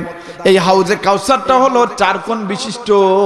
তাফসীরের কিতাবের মধ্যে লেখা রয়েছে, দ্রুতগামী কোন ঘোড়া যদি কঠিন দ্রুত ভাবে দৌড়াদৌড়ি করে, জান্নাতের ওই হাউজে কাউসারটা তার অতিক্রম করতে 1 মাস সময় লেগে যাবে। বলেন সুবহানাল্লাহ, জোরে বলেন সুবহানাল্লাহ। হযরত উসামা ইবনে যায়েদ রাদিয়াল্লাহু তাআলা বলেন, আমি আমির হামজার স্ত্রীকে জিজ্ঞাসা করলাম, রাসূলুল্লাহ সাল্লাল্লাহু আলাইহি ওয়াসাল্লাম যখন মেরাজের রাতে জান্নাত দর্শন করেছিল, তখন কি আল্লাহ পাক তাকে হাউজে কাউসার দর্শন করাছিল কিনা? তখন ওনার স্ত্রী বললেন, হ্যাঁ হ্যাঁ হ্যাঁ, আল্লাহ রাসূল যখন মেরাজের রাতে জান্নাত দর্শন করেছিল, তখন আল্লাহ পাক তাকে হাউজে কাউসার দর্শন করাছে। এই হাউজে কাউসারের জমিন আল্লাহ পাক তৈরি করেছেন মণিমুক্তা, ইয়াকুত এবং জমরুদ পাথরের দ্বারা। বলেন সুবহানাল্লাহ, আরো জোরে বলেন সুবহানাল্লাহ। তো সম্মানিত হাজিরিন, হাদিসের মধ্যে বলা হয়েছে কিয়ামতের ময়দানে এই হাউজে কাউসার থেকে আল্লাহ সুবহানাহু ওয়া তাআলা কিয়ামতের ময়দানে একটা নহর প্রবাহিত করবেন। সুবহানাল্লাহ বলেন। কিয়ামতের ময়দানে আল্লাহ সুবহানাহু ওয়া তাআলা প্রত্যেক নবীকে হাউজে কাউসার দান করবেন। তবে যত নবীকে আল্লাহ পাক হাউজে কাউসার দান করবেন, আমাদের নবীর হাউজে কাউসারটা সবচাইতে বেশি বড় হবে। সুবহানাল্লাহ বলেন, জোরে বলেন সুবহানাল্লাহ। এই হাউজে কাউসারের দূরত্ব জর্দানের আইলা থেকে ইয়েমেনের আদন পর্যন্ত হবে। সুবহানাল্লাহ বলেন। এই হাউজে কাউসারের পানি দুধের চাইতে বেশি সাদা হবে। সুবহানাল্লাহ বলেন। আমাদের এই জামানায় কি এখন খাঁটি দুধ পাওয়া যায়? কথা বলেন, পাওয়া যায়? ঢাকা শহরে আমরা যে দুধ কিনি, আমার তো মেয়ের জন্য মাঝে মাঝে দুধ কিনা লাগে, খাঁটি দুধ পাওয়া বড় কঠিন। এখন বর্তমান দুধের মধ্যে পানি মিশাই বেশি। কথা বলেন ঠিক না বেঠিক? কিয়ামতের ময়দানে আল্লাহ সুবহানাহু ওয়া তাআলা উম্মতে মুহাম্মাদের জন্য যে হাউজে কাউসারটা তৈরি করে দেবেন, ওই হাউজে কাউসারের পানি দুধের চাইতে বেশি সাদা হবে, মিশকো আম্বরের চাইতে বেশি সুঘ্রাণ হবে, মধুর চাইতে বেশি মিষ্টি হবে। সুবহানাল্লাহ বলেন। এর পানপাত্র হবে আকাশের নক্ষত্র সমতুল্য। আল্লাহ রাসূল তিনি হাদিসের মধ্যে বলেন, আমার উম্মতগুলি হাউজে কাউসারের নিকটবর্তী হবে, আমি হাউজে কাউসারের কাছেই দাঁড়িয়ে থাকব, আমি নিজ হাতে আমার উম্মতকে হাউজে কাউসারের পানি পান করাবো। লা ইয়াজমাউ আহাদান, কিয়ামতের ময়দানে কখনো তার আর পিপাসা লাগবে না। আরে জোরে বলেন সুবহানাল্লাহ। পানি পানি করবে উম্মত, পানি পানি করবে উম্মত, রোজ হাসরের ময়দানে হাউজে কাউসার পিলাইয়া নবীজি ঠান্ডা করবেন উম্মতকে। সুবহানাল্লাহ বলে। আমরা হাউজে কাউসারের পানি পান করতে চাই কি চাই না? আরে জোরে বলেন, চাই কি চাই না? পানি মনে হয় এমনি পান করা যাবে? কথা বলেন। মাংনাই পান করা যাবে না কিছু কাজ করা লাগবে? হাদিসের মধ্যে আল্লাহর রাসূল বলেন, আমার সমস্ত উম্মতরা হাউজে কাউসারের কাছে আসবে, আমি আমার উম্মতকে হাউজে কাউসারের পানি নিজ হাতে পান করাবো। অসংখ্য উম্মতকে ফেরেশতারা জোর করে হাউজে কাউসারের থেকে তাড়িয়ে দেবে। আমি তখন ডেকে বলবো, ইয়া আল্লাহ ইন্নাহু মিন উম্মতি, আল্লাহ সে তো আমার উম্মত। ওরে ফেরেশতারা তাড়িয়ে দেয় কেন? আল্লাহ সুবহানাহু ওয়া তাআলা ডেকে বলবেন, ইয়া রাসূলুল্লাহ ইন্নাকা লা তাদরি মা আহদাসু বা'দাকা। ইয়া রাসূলুল্লাহ, আপনি জানেন না, আপনি দুনিয়া থেকে বিদায় নেওয়ার পরে এরা পৃথিবীতে কত নতুন নতুন বেদাত আবিষ্কার করেছে। হাদিসের মধ্যে বলা হয়েছে, দুই শ্রেণীর লোককে হাউজে কাউসারের পানি আল্লাহ পাক আল্লাহ রাসূল পান করাবেন না। এক নাম্বার হলো শিরককারী, আর দুই নাম্বার হলো বেদাতকারী। এক নাম্বার কি শিরক, আর দুই নাম্বার বেদাত। হযরত আব্দুল্লাহ ইবনে মাসউদ রাদিয়াল্লাহু তাআলা বলেন, সাআলতুন নবী সাল্লাল্লাহু আলাইহি ওয়াসাল্লাম আইয়ু যামবি ইনদাল্লাহি আকবার। আমি আল্লাহর রাসূলের কাছে জিজ্ঞাসা করলাম, ইয়া রাসূলুল্লাহ, ইয়া হাবিবাল্লাহ, সবচেয়ে বড় গুনাহ কোনটা? আল্লাহ রাসূল তিনি বললেন, আনতা জাআলা লিল্লাহি নিদ্দাও ওয়া হুয়া খালাকাকুম। আল্লাহর সাথে কাউকে শরীক করা। আল্লাহর সাথে কাউকে কি করা? শরীক করা। সম্মানিত হাজিরিন, সন্তান যদি মায়ের কাছে দুধ না চেয়ে মাসির কাছে চায়, এতে মনে হয় মা খুব খুশি হয় নাকি? আরে জোরে বলেন না কেন? এখন আপনার চাওয়া পাওয়া, আপনার ইবাদত সবকিছু হবে কার জন্য? আরে জোরে বলেন কার জন্য? এখন আপনি যদি ইবাদত আল্লাহ না করে বান্দার জন্য করেন, গোলামি আল্লাহ না করে যদি বান্দার করেন, আপনার যদি সন্তান চাওয়ার দরকার হয়, নবীরা চেয়েছে আল্লাহর কাছে, আপনি আল্লাহর কাছে না চেয়ে ওই মাজারের বাবার কাছে চাইলেন, এতে অবস্থা কি হবে? কথা বলেন, শিরক হবে কি হবে না? আরে তো বল, শিরক হবে কি হবে না? সুতরাং আমার চাইতে হবে কার কাছে? আল্লাহ সুবহানাহু ওয়া তাআলা বলেন, ওয়া মান ইউশরিকি বিল্লাহ লা ইয়াহবাতান্না আমালুহু ওয়া হুয়া ফিল আখিরাতি মিনাল খাসিরিন। আল্লাহু আকবার। আল্লাহ সুবহানাহু ওয়া তাআলা বলেন, যারা আল্লাহর সাথে শিরক করবে তাদের সমস্ত নেক আমলগুলি বরবাদ হয়ে যাবে। দুনিয়ার মানুষেরা, পৃথিবীর সবচেয়ে বড় গুনাহ, বড় রোগের নাম হলো ক্যান্সার। সবচেয়ে বড় রোগ কি? একটা প্রচলিত বাক্য রয়েছে, cancer no answer. Cancer no, যে ক্যান্সার হয় তার বাঁচার কোনো সুযোগ থাকে না। ক্যান্সার নো অ্যানসার, এরকম ভাবে বলা হয়েছে। শরীরে যদি ক্যান্সার হয়, পুরা দেহটা ধ্বংস হয়ে যায়। ইবাদতের ক্যান্সার হলো শিরক। আপনার আমার ইবাদতের মধ্যে যদি একবার শিরক ঢোকে, আমার আপনার সমস্ত নেক আমলগুলিকে বরবাদ করে দেবে। কথা বলেন ঠিক না বেঠিক? এই জন্য আল্লাহ সুবহানাহু ওয়া তাআলা বলেন, ওয়াবুদুল্লাহ ওয়ালা তুশরিকু বিহি শাইআ। তোমরা ইবাদত করো একমাত্র আল্লাহর, আল্লাহর সাথে কাউকে শরীক করা যাবে? শরীক করা, আমরা শরীক করব না। ইবাদত করবে একমাত্র কার? আল্লাহর। গোলামি হবে একমাত্র কার? রবের না রবের? রবের না রবের? গোলামি হবে আল্লাহর। আর আমাদের কোনো কিছু চাওয়ার দরকার হলে চাবো কার কাছে? কারণ তিনি আমাদের সৃষ্টিকর্তা। তিনি আমাদের প্রতি যে দরদ রাখেন, অন্য কেউ এত দরদ রাখে না। কথা বলেন ঠিক না বেঠিক? সন্তান মায়ের পেটের মাধ্যমে দুনিয়াতে আসে, এই জন্য সন্তানের প্রতি মায়ের যে দরদ, এত দরদ কখনো অন্য কারো হতে পারে? পৃথিবীতে হয়েছে এরকম? কথা বলেন হয়েছে? তো এক নাম্বার শিরক করব না, দুই নাম্বার বেদাত করব না, আর তিন নাম্বার রসুলের প্রতি আমাদের, যদি আমরা হাউজে কাউসারের পানি পান করতে চাই, আমাদের চারটা দায়িত্ব। কয়টা দায়িত্ব? জোরে বলেন কয়টা?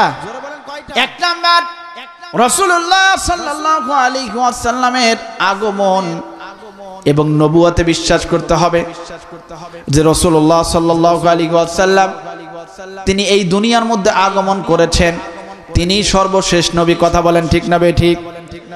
আল্লাহ সুবহানাহু ওয়া তাআলা তিনি সর্বশেষ এবং সর্বশ্রেষ্ঠ নবী। এই ব্যাপারে আল্লাহ পাক মহাগ্রন্থ আল কোরআনের সূরাতুল আহজাব 40 নম্বর আয়াতের মধ্যে ঘোষণা দিয়ে দিলেন, মা কানা মুহাম্মাদুন আবা আহাদিম মির রিজালিকুম ওয়ালাকিন রাসূলুল্লাহি ওয়া খাতামান নাবিয়্যিন। আল্লাহু আকবার। আল্লাহ সুবহানাহু ওয়া তাআলা বলেন, তিনি সর্বশেষ এবং সর্বশ্রেষ্ঠ নবী। তারপরে পৃথিবীতে কেউ নবুয়তের দাবি করতে পারবে না, পৃথিবীতে কেউ রিসালাতের দাবি করতে পারবে না। আল্লাহ রাসূল সুনানে তিরমিজি 4 নম্বর খণ্ডের 533 নম্বর পৃষ্ঠার মধ্যে বলেন, ইন্নার রিসালাতা ওয়াল নবুওয়াতা قد انقطعت فلا رسالة بعدي ولا نبوة। আমার মাধ্যমে আল্লাহ পাক নবুয়তের দরজা বন্ধ করে দিয়েছেন, রিসালাতের দরজা বন্ধ করে দিয়েছেন। আমার পরে পৃথিবীতে কেউ নবুয়তের দাবি করতে পারবে না, রিসালাতের দাবি করতে পারবে না। আমার পরে যারা পৃথিবীতে নবুয়তের দাবি করবে, রিসালাতের দাবি করবে, ওরা হলো ভণ্ড, ওদের মৃত্যু হবে পায়খানার মধ্যে। কথা বলেন ঠিক না বেঠিক? এই জন্য আল্লাহ রাসূল হাদিসের মধ্যে বলেছেন, ইন্না বাইনা ইয়াদাই সাআতি কাযাবিনা। আমি দুনিয়া থেকে বিদায় নেওয়ার পরে মিথ্যা নবুয়তের দাবি নিয়ে পৃথিবীতে প্রায় 30 জন মানুষের আবির্ভাব হবে। কারণ আল্লাহ পাক নিজের অপমান সহ্য করেন, কিন্তু রাসূলের উপরে অপমান সহ্য করেন না। এদেরকে আল্লাহ পাক কঠিনতম শাস্তি দিয়ে দুনিয়া থেকে বিদায় দেবে। কথা বলেন ঠিক না বেঠিক? তো সম্মানিত হাজিরিন, রাসূলের নবুয়তে বিশ্বাস করতে হবে। রাসূলুল্লাহ সাল্লাল্লাহু আলাইহি ওয়াসাল্লাম হযরত আলী রাদিয়াল্লাহু তাআলা আনহুকে লক্ষ্য করে বললেন, আনতা মিন্নি বিমানজিলাতি হারুন। হে আলী, তুমি হলো আমার কাছে মুসার ভাই হারুনের মতো। কার মতো? হারুনের মতো। যে হযরত মুসা আলাইহিস সালাতু ওয়াস সালামের অ্যাপ্লাইয়ের কারণে আল্লাহ পাক হারুনকে নবুয়ত দান করেছিলেন। তুমি হলো আমার কাছে মুসার ভাই হারুনের মতো। আমার পরে পৃথিবীতে যদি কেউ নবুয়ত দান করত, আল্লাহ পাক ওমরকে দান করত। আমার পরে আল্লাহ পাক নবুয়তের দরজা বন্ধ করে দিয়েছে। কথা বলেন ঠিক না বেঠিক?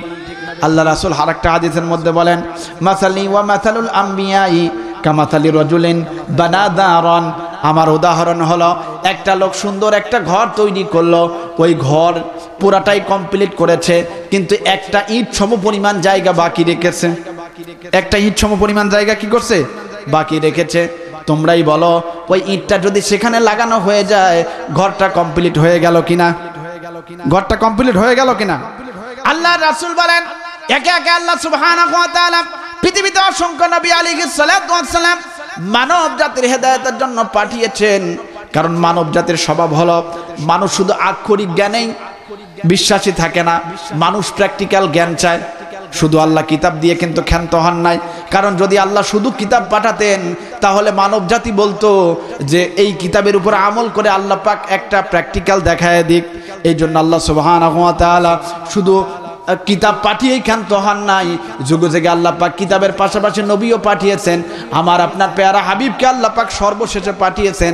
আমার আপনার পেয়ারা হাবিবের পরে পৃথিবীতে আর নবুয়তের দরজা থাকবে না। কথা বলেন ঠিক না বেঠিক? আর 2 নম্বর, রাসূলের মর্যাদা বিশ্বাস করতে হবে। কিসে? ধরে বলেন। আল্লাহ রাসূলের মর্যাদা হলো সবার ঊর্ধ্বে। কথা বলেন ঠিক না বেঠিক? আল্লাহ সুবহানাহু ওয়া তাআলা মহাগ্রন্থ আল কোরআন সূরাতুল আম্বিয়া 107 নম্বর আয়াতের মধ্যে বলেন, ওয়ামা আরসালনাকা ইল্লা রাহমাতাল লিল আলামিন। আল্লাহু আকবার।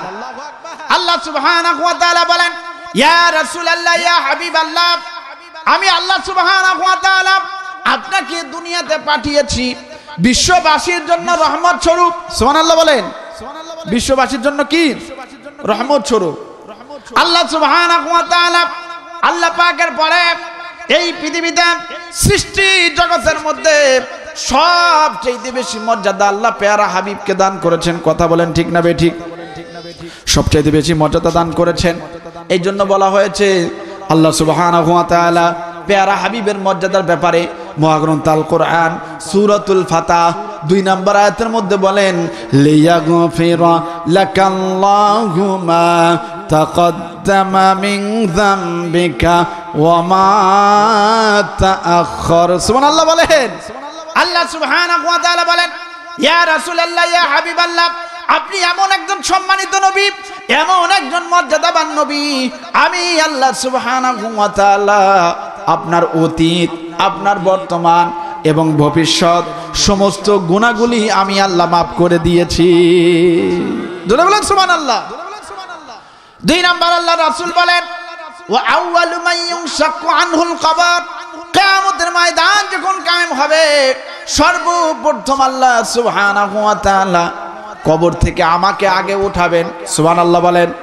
আর 3 নাম্বার মর্যাদা হলো কিয়ামতের ময়দানে আল্লাহর কাছে কেউ শাফাত করার সাহস পাবে না। সর্বশেষ মানুষেরা আমার কাছে আসবে, আমি সেজদায় পড়ে যাব, আল্লাহ পাক আমাকে ডেকে বলবে, ইয়া রাসূলুল্লাহ, ইয়া হাবিবাল্লাহ, ইরফা রাসাক, আপনি আপনার মাথা উঠান। দুনিয়ার জিন্দেগিতে আপনি উম্মতের জন্য অনেক কেঁদেছেন, এই কিয়ামতের ময়দানে আমি আপনাকে কাঁদাতে চাই না। ইরফা রাসাক, আপনি মাথা উঠান। ইসফা, আপনি শাফাত করুন। তুশাফা, আপনি যে শাফাতই করবেন আল্লাহ পাক সেই শাফাতটাই কবুল করে নেবে। জোরে বলেন সুবহানাল্লাহ। আর 3 নাম্বার দায়িত্ব, রাসূলকে আমাদের মহব্বত করতে হবে। কি করতে হবে? জোরে বলেন কি করতে হবে? সহিহ বুখারী 1 নম্বর খণ্ডের 17 নম্বর পৃষ্ঠার মধ্যে একখানা হাদিস উল্লেখ আছে। হযরত ওমর ইবনুল খাত্তাব রাদিয়াল্লাহু তাআলা বললেন, আল্লাহর রাসূল বললেন, হে ওমর, তুমি আমাকে কতটুকু ভালোবাসো? ওমর বলল, ইয়া রাসূলুল্লাহ, ইয়া হাবিবাল্লাহ, আমি আপনাকে অনেক অনেক অনেক ভালোবাসি, তবে আমি আমার জীবনের চাইতে বেশি ভালোবাসি না। ওমর বলল, আল্লাহ রাসূল বলল, হে ওমর, তুমি কথাটা আবার একটু চিন্তা ভাবনা করে বলো।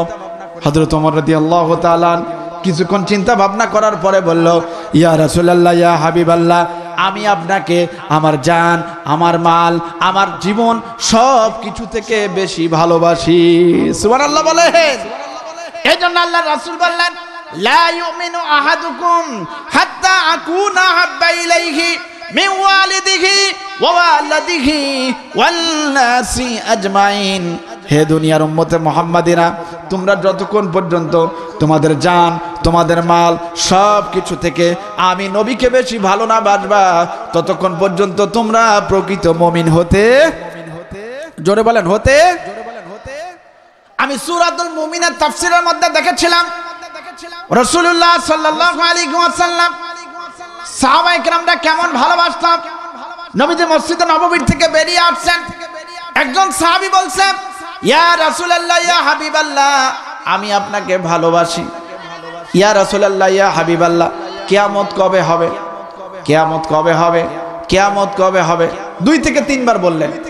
নবীজি রাগান্বিত হয়ে বলে, খালি কিয়ামত কিয়ামত করো, কিয়ামতের জন্য কি সামান গুছাইছো? অনেকেই আছে না তাড়াতাড়ি মরতে চায়, কথা বলেন ঠিক না ঠিক? খালি যে মরতে চাও, নেক আমল কতটুকু করছো? দুনিয়ার জিন্দেগিতে বেঁচে থাকলে নেক আমলের সুযোগ আছে, তাওবা করার সুযোগ আছে, কিন্তু মরে গেলে সেই সুযোগ আছে? জোরে বলেন আছে? এক আল্লাহর বান্দা দুনিয়া থেকে বিদায় নিয়ে কবরে চলে গেছে, আর একজন জীবিত ব্যক্তি স্বপ্নের মধ্যে তার সাথে কথা হচ্ছে। ওই আল্লাহর বান্দাকে জিজ্ঞাসা করা হলো, তুমি কি করো? বলে, আমি কোরআন খতম করতেছি। কয় খতম কোরআন পড়েছো? বলে 5000 খতম পড়েছি। জীবিত আল্লাহর বান্দা স্বপ্নের মধ্যেই বলে ফেললেন সুবহানাল্লাহ। কি বলছে? সুবহানাল্লাহ। ওই কবরবাসী মুস্কি আছে, বললাম, হ্যাঁ জীবিত আল্লাহর বান্দা, আমি যে 5000 খতম কোরআন পড়েছি, এই 5000 খতম কোরআনের সওয়াব তুমি নিয়ে নাও, তোমার সুবহানাল্লাহর সওয়াবটা আমারে দিয়ে দাও। আমি যদি 5000 খতম না, লক্ষ খতম কোরআনও যদি আমি পাঠ করি, আল্লাহ পাক আমার আমল নামায় সওয়াব দেবে না। আর দুনিয়াতে তুমি যদি একবারও সুবহানাল্লাহ বলো, ওই সুবহানাল্লাহর সওয়াব আল্লাহ আসমান জমিন দিয়ে ভরে দেবে। জোরে বলো সুবহানাল্লাহ। রাসূলুল্লাহ সাল্লাল্লাহু আলাইহি ওয়াসাল্লাম রাগান্বিত হয়ে গেল। কিয়ামত কিয়ামত করা, কিয়ামতের জন্য কি প্রস্তুতি গ্রহণ করেছ? ওই সাহাবী বলছেন, ইয়া রাসূলুল্লাহ, ইয়া হাবিবাল্লাহ, আমার নামাজের পাল্লাও তো ভারী না, আমার রোজার পাল্লাও তো ভারী না, আমার হজের পাল্লাও তো ভারী না, তবে ইয়া রাসূলুল্লাহ, আমি আপনাকে ভালোবাসি, আমি আপনাকে কি করি? এই কথা যদি বলে নবীজির পরাণটা ভরে যায় না? আমি এক সময় একটা মাদ্রাসায় পড়তাম, মধুপুর। তো সেখানে একটা লোক বোর্ডিং এ রান্না করতো। তো এই লোকটা হুজুরের দেখে শুধু মুস্কি আসে। হুজুর একদিন রাগান্বিত হয়ে হাতে লাঠি ছিল, ধরে মার শুরু করছে মসজিদের মধ্যেই। কয়েকটা বাড়ি দিয়ে বলছে, তুই আমার দেখলে এখানে হাসিস কেন? কি সমস্যা তোর? তখন ওই লোক বলতেছে, হুজুর, আমি আপনাকে অনেক ভালোবাসি, তো আপনার দেখলে খালি আমার মুস্কি হাসি চলে আসে। সুবহানাল্লাহ বলেন। হুজুর তখন এসে বলতেছে, সত্যি? যা, তোর ঠিক আছে, আমি একটু হাদিয়া দিয়ে দেবো। একটা হাদিয়া দিয়ে দিলেন। সুবহানাল্লাহ বলেন। রাসূলুল্লাহ সাল্লাল্লাহু আলাইহি ওয়াসাল্লাম বললেন, আল মারউ মা মান আহাব্বা, যে যাকে ভালোবাসে তার সাথে কিয়ামতের ময়দান হবে। যার সাথে যার মহব্বত, তার সাথে তার, চোরকে মহব্বত করলে চোরের সাথে কিয়ামত হবে, গুন্ডাকে মহব্বত করলে গুন্ডার সাথে কিয়ামত হবে, সন্ত্রাসের সাথে সন্ত্রাসকে মহব্বত করলে সন্ত্রাসের সাথে কিয়ামত হবে, খারাপ লোকের সাথে মদখোর গাঁজাখোরের সাথে সম্পর্ক রাখলে মদখোর গাঁজাখোরের সাথে কিয়ামত হবে। আর আপনি যদি মুমিনদের সাথে সম্পর্ক রাখেন, আপনি যদি ঈমানওয়ালা মানুষের সাথে সম্পর্ক রাখেন, আপনি যদি আলেমদের সাথে আপনার সম্পর্ক হয়, আপনার কিয়ামত ঠিকই আলেমদের সাথে হবে। কথা বলেন ঠিক না বেঠিক? তো রাসূলুল্লাহ সাল্লাল্লাহু আলাইহি ওয়াসাল্লাম বললেন, আল মারউ মা মান আহাব্বা, যে যাকে ভালোবাসে তার সাথে তার কিয়ামত হবে। ও আমার সাহাবী, তুমি যদি সত্যি আমাকে ভালোবেসে থাকো, তোমার সাথে আমার কিয়ামত হবে, আর তুমি আর আমি একই জান্নাতে অবস্থান করব। সুবহানাল্লাহ বলেন।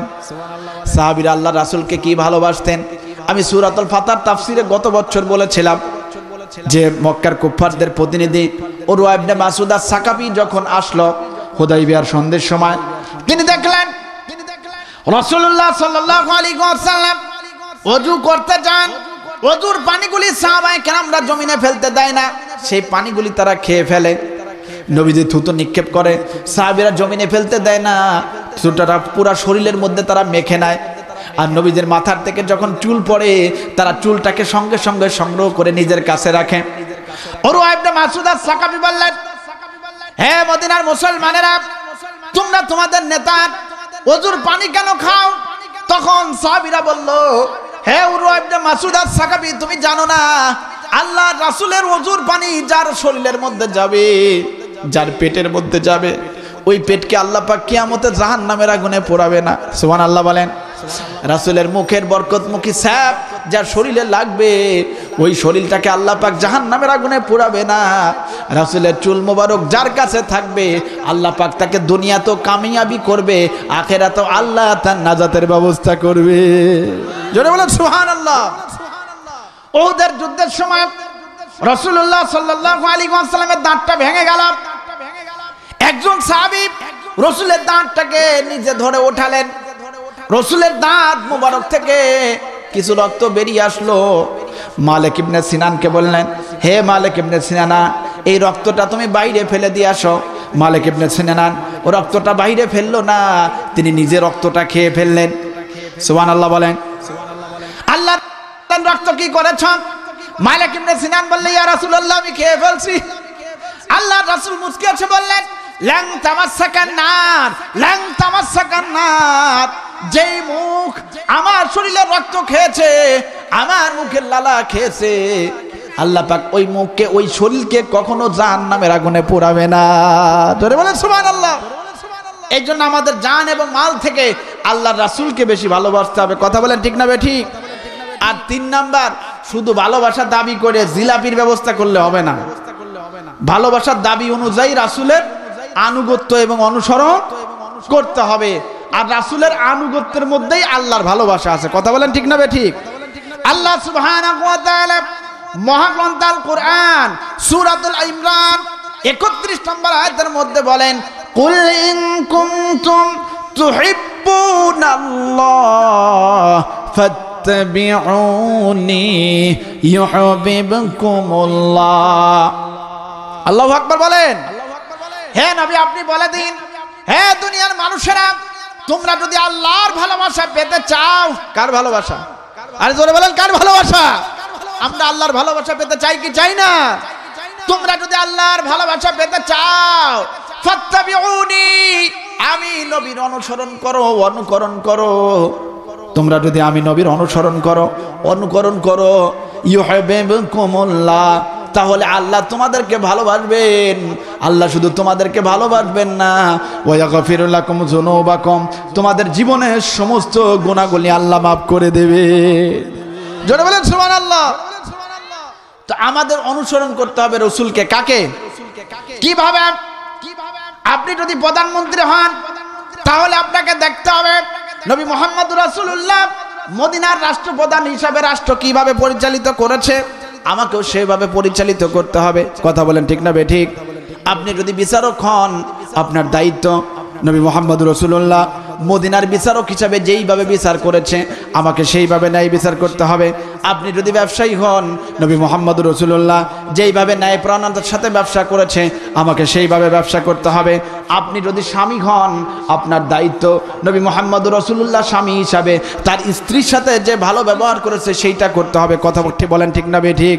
এই জন্য আমাদের দায়িত্ব জীবনের শুরু থেকে নিয়ে সর্ব জায়গা, এমনকি প্রস্রাব এবং পায়খানাও যেতে গেলে আল্লাহর রাসূলের সুন্নাতকে অনুসরণ করতে হবে, কি হবে না?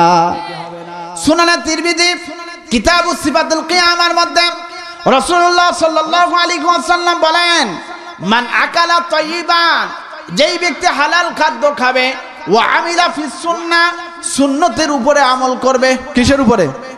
জোরে বলেন, কিসের উপরে?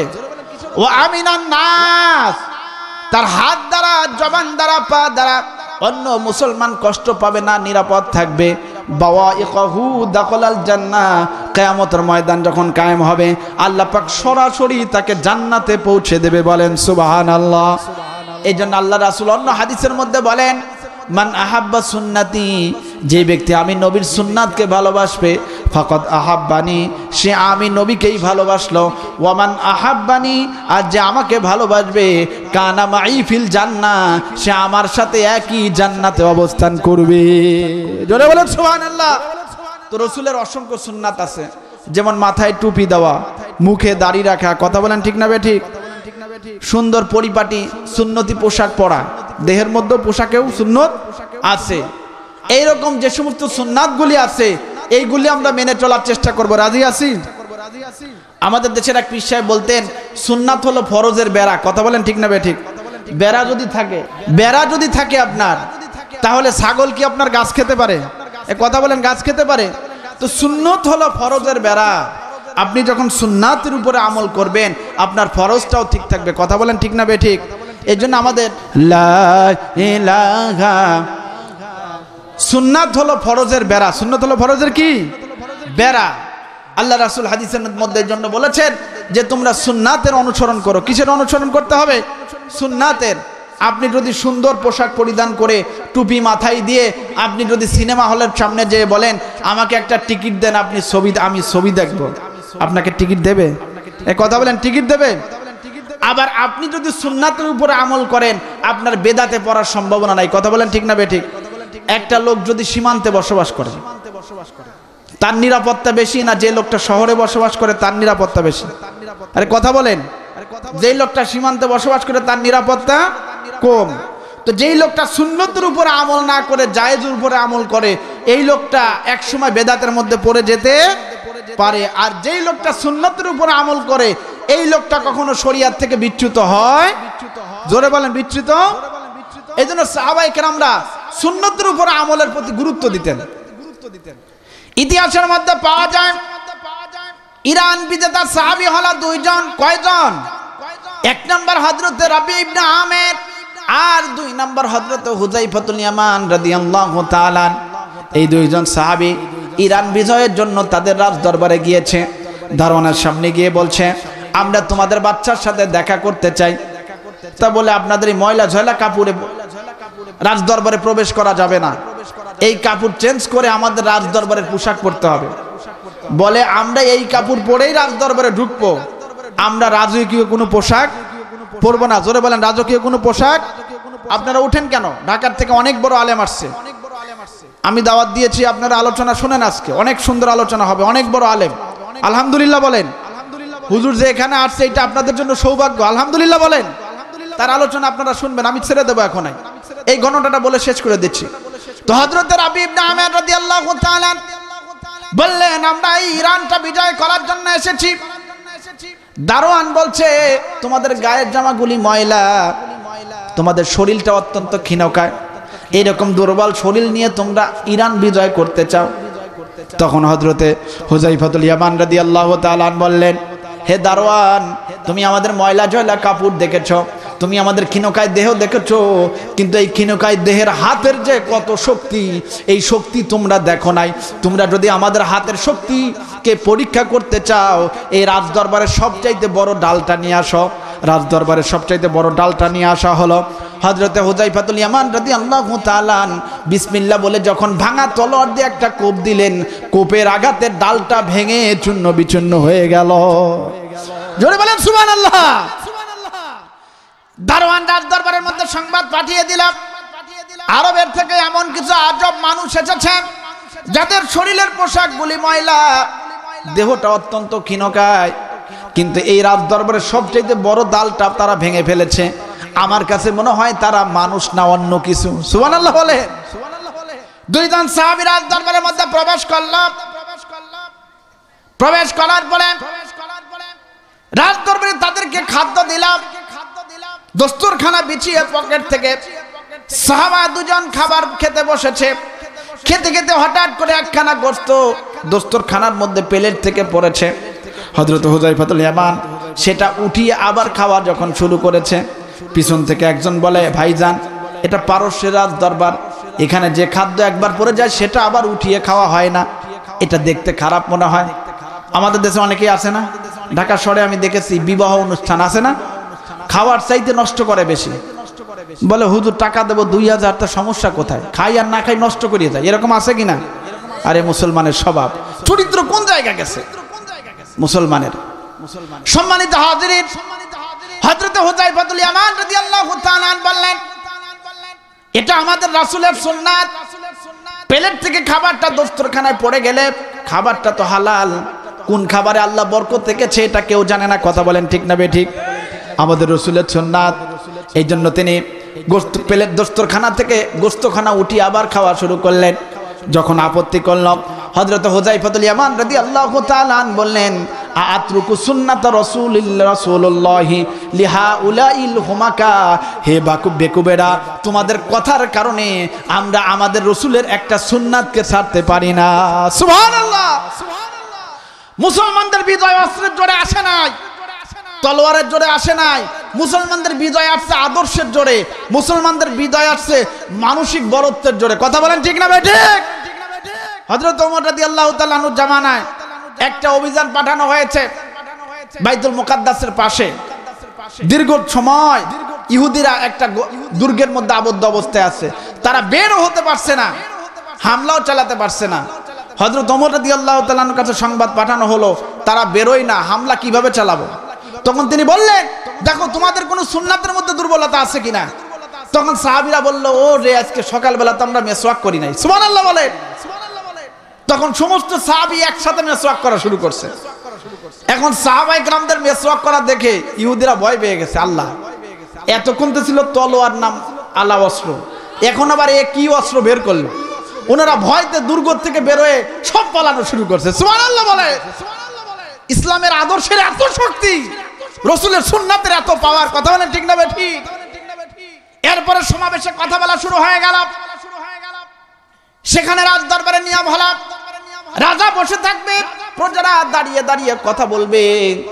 হযরত হুযায়ফাতুল ইয়ামান বললেন, আমাদের রাসূলের সুন্নাত হলো যিনি কথা বলবেন তিনি দাঁড়িয়ে বলবেন অথবা উঁচু কোন জায়গায় বসে বলবেন, আর প্রজারা যারা থাকবে, তারা অনুসারী যারা থাকবে তারা বসে থাকবে।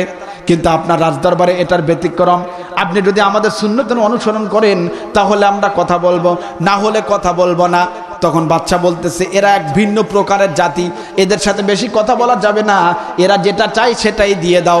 তখন বাদশা বলল, তাদের মাথায় একটু মাটি দিয়ে দাও। এই দুইজনের মাথায় যখন একটু পারস্যের রাজদরবারের মাটি দিয়ে দেওয়া হলো, তখন হুযায়ফাতুল ইয়ামান বললেন, হে পারস্যবাসীরা, তোমরা শুনে রাখো যে মাটি একবার আমাদের মাথায় দিয়ে দিয়েছো, ওই মাটির মালিক তোমরা বেশি দিন থাকবে না, ওই মাটি অচিরেই মুসলমানদের করায়ত্তে চলে যাবে। এই জন্য আল্লামা ইকবাল বলেন, মহাকাশে নক্ষত্রের সন্ধানে মহাব্যস্ততা যার, আপনকে সন্ধানের সময় মেলেনি তার। সূর্যকে জয় করেছেন যিনি বাজিমাত, জীবনের অন্ধকার রজনীতে আনতে পারেনি প্রভাত। বিজ্ঞান ও প্রযুক্তির মায়াজালে জড়িয়ে যিনি অদ্যবধি ভালো মন্দের সিদ্ধান্ত নিতে পারেনি। নগ্ন উড়ু প্রদর্শনের জাদুতে বাড়েনি অগ্রগতি, বাড়ছে দাড়িগোপ কামিয়ে আধুনিক হয়ে আসেনি কোনো উন্নতি। পশ্চিমা উন্নতি এসেছে কেবল তাদের সভ্যতায়, আমাদের সভ্যতায়। আজ তারা মহাধনী, মোদের ছেড়ে দেওয়া পেশায়। শার্ট প্যান্টাই পরার নাম নয় প্রগতি, দাড়ি টুপি নয় জ্ঞান বিদ্যার বিরোধী। সুবহানাল্লাহ বলেন। রাসূলের সুন্নাত কখনো জ্ঞান বিদ্যার বিরোধী হয়নি। এই জন্য আমরা রাসূলের সুন্নাতের অনুসরণ করবো। রাজি আছি? কথা বলেন রাজি আছি? লিল্লাহে তাকবীর, লিল্লাহে তাকবীর। আল কোরআনের আলো, আল হাদিসের আলো, কোরআন আছে যেখানে, মাহফিল আছে যেখানে, হাত নামান। এরপরে আল্লাহ শেষ আয়াতে কি বললেন? ইন্না শানিআকা হুয়াল আবতার। ইয়া রাসূলুল্লাহ, যারা আপনাকে নির্বংশ বলে ওরাই নির্বংশ হবে। কথা বলেন ঠিক না বেঠিক? কথা বলেন ঠিক না বেঠিক? মুসা আছে, মুসার নাম দুনিয়াতে আছে। ফিরাউন আছে, ফিরাউন থাকলেও কয় গজবাতুল্লাহি আলাই, আল্লাহ লানত ওর উপরে। কথা বলেন ঠিক না বেঠিক? আর মুসা থাকলে বলে রহমাতুল্লাহি আলাই। ইব্রাহিম আছে কিন্তু নমরুদ নাইক। আমাদের মুহাম্মদ রাসূলুল্লাহ আছে কিন্তু আবু জাহেলের বাড়িতে এসি মার্কা টয়লেট হয়েছে। কথা বলেন ঠিক না বেঠিক? হাজিরা কয় ওইখানে যখন যাই বুঝি না অটোমেটিক্যালি কিভাবে বাথরুম চেপে যায়।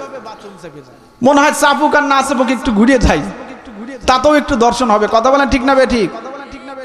তো এদের নাম থাকবে না, রসুলের নাম, রসুলের অনুসারীদের নাম ঠিকই থাকবে। ইতিহাসের মধ্যে বলা হয় নবীজি দুনিয়াতে আসার আগে এই পৃথিবীতে মাত্র 4 থেকে মাত্র 5 জনের নাম ছিল, মাত্র আহমদ, মোহাম্মদ। নবীজি দুনিয়াতে আসার পরে পৃথিবীর বর্তমান মানুষগুলি, হাজার হাজার মানুষগুলি তাদের নাম রাখে মোহাম্মদ। কথা বলেন ঠিক না বেঠিক? আমি একটা সমীক্ষার মধ্যে পড়েছিলাম লন্ডনের সবচাইতে জনপ্রিয় নাম হলো মোহাম্মদ। আর আমরা এই এশিয়া মহাদেশের মানুষেরা আল্লাহ রসুলকে এত ভালোবাসি, যদিও এটা সুন্নাত না, কিন্তু আমরা আমাদের নামের আগে মোহাম্মদ লাগাই কি লাগাই না? জোরে বলে লাগাই কি লাগাই না? আমি ইমাম বুখারী রাহিমাহুল্লাহু তাবারাকা ওয়া তাআলা ওনার একখানা কিতাব পড়েছিলাম, তারিখুল কাবির। এই তারিখুল কাবিরের মধ্যে প্রায় 1100 রাবীর নাম এনেছেন, যাদের সবার নামই মোহাম্মদ। সুবহানাল্লাহ বলেন। তাকরিবুত তাহজিব নাম করে একখানা রিজাল্ট শাস্ত্রের কিতাব রয়েছে। ওই কিতাবের শুরুর দিকে প্রায় 750 মানুষের রাবীর নাম অর্থাৎ বর্ণনাকারীর নাম রাখা হয়েছে মোহাম্মদ। এই জন্য আল্লাহ রাসূলের ব্যাপারে আল্লাহ সুবহানাহু ওয়া তাআলা বললেন, ইয়া রাসূলুল্লাহ, ইয়া হাবিবাল্লাহ, কাফেরদের কথায় আপনি ভেঙে পড়বেন না, মনটাকে ক্ষুণ্ণ করবেন না। যারা আপনাকে নির্বংশ বলে তারাই হলো নির্বংশ, তাদের নাম নেওয়ার মতো কেউ থাকবে না। আপনার নাম দুনিয়াতে কিয়ামত পর্যন্ত থাকবে। কথা বলেন ঠিক না ঠিক? তো আমি দেশের ছেলে, আপনারা অনেকে জানেন তাই না? সবাই আপনারা আমার জন্য দোয়া করবেন, আমিও দোয়া করি। আল্লাহ পাক যেন দ্বীনের খাদেম হিসেবে, দায়ী হিসেবে কবুল করে, সকলেই বলি আমিন। আর আপনাদেরকে অনুরোধ করব, আপনারা খেটে খাওয়া মানুষ। কথা বলেন ঠিক না ঠিক? মানুষের উপরে কখনো জুলুম করবেন না। আল্লাহ পাক যত নবী পাঠিয়েছেন, মাত্র 4 জন নবীকে আল্লাহ পাক বাদশা বানিয়েছেন, রাজা বানিয়েছেন। আর অধিকাংশ নবীকে বানান নাই। কেন বানান নাই? কারণ শাসন ব্যবস্থা, এই সমস্ত দায়িত্বগুলো অত্যন্ত কঠিন। কথা বলেন ঠিক না ঠিক? জিম্মাদারি পালন না করতে পারলে কিয়ামতে ধরবে। তা আমি যেটা বলছি, আপনারা খেটে খাওয়া মানুষ, দলমত বুঝবেন না, আমরা সবাই মুসলমান। কথা বলেন ঠিক না ঠিক? আমাদের বড় পরিচয়, আমরা মুসলমান। হে যুবক, তুমি বাঙালি হও কিংবা ইন্ডিয়ান, চাইনিজ, জাপানিজ কিংবা রাশিয়ান, মুসলমান মুসলমান তুমি তো মুসলমান। কথা বলেন ঠিক না ঠিক? তো কিয়ামতে আমাদের দলের পরিচয় চলবে না। দলমত নির্বিশেষে আমরা মানুষের কল্যাণে কাজ করব, পারলে মানুষের উপকার করব, ক্ষতিকারও করব না। রাজি আছি? আর মুসলমান হিসাবে 5 ওয়াক্ত নামাজ ঠিক মতো পড়বো। রাজি আছি? এই জোরে বলেন রাজি আছি? পুরুষের উপরে নামাজকে আল্লাহ পাক ফরজ করেছেন জামাতে, মসজিদে গিয়ে। এই জন্য মসজিদে গিয়ে জামাতের সাথে 5 ওয়াক্ত নামাজ পড়ার চেষ্টা করবেন। কে কে রাজি আছে? হাত তুলি। লিল্লাহে তাকবীর, লিল্লাহে তাকবীর। হাত নামান। ওয়াদা কিন্তু ঠিক রেখে আজকে ফজরের নামাজটা কিন্তু পড়েন। আবার মনে করেন না ফজরের সময় উঠতে না পারে, যখন মুয়াজ্জিন বলবে হাইয়া আলাস সালাহ, তখন আপনি বলবেন ইমাম আর মুয়াজ্জিন বলে আজকে রক্তটা চালা। এরকম যেন না হয়, নামাজটা ঠিক রাখতে হবে। যেটাই করি, আল্লাহ আমাদের কামল করে তৌফিক দান করুক। আমিন। ওয়া আখিরু দাওয়ানা আলহামদুলিল্লাহি রাব্বিল আলামিন।